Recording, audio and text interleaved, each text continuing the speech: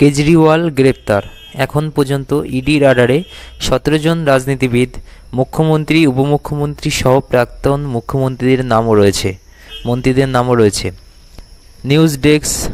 এতে এক মদ কেলেঙ্কারি মামলায় দিল্লির মুখ্যমন্ত্রী অরবিন্দ কেজরিওয়ালকে গ্রেপ্তার করেছে ইডি। কেজরিওয়ালের গ্রেপ্তারের পর এটি আবার আলোচনায় এসেছে যে সিএম কেজরিওয়াল ছাড়াও কেন্দ্রীয় তদন্ত সংস্থা এনফোর্সমেন্ট ডিরেক্টর এর রাডারে রয়েছে অন্য কোনো রাজনীতিবিদরা।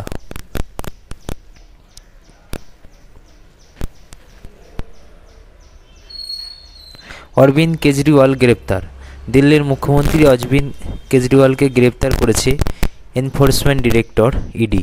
দিল্লি আবগারি নীতি কেলেঙ্কারি মামলায় 10তম বার সমন পাঠানোর পরে ইডি কেজরিওয়ালকে গ্রেপ্তার করেছে।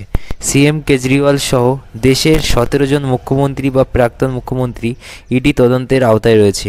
ইডি 1 ডজন প্রাক্তন মন্ত্রী এবং উপমুখ্যমন্ত্রীর বিরুদ্ধেও বিভিন্ন মামলার তদন্ত করেছে।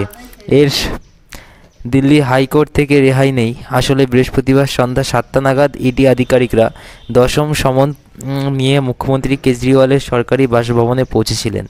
রাত 9:15টার দিকে তাকে গ্রেপ্তারের খবর পাওয়া যায়।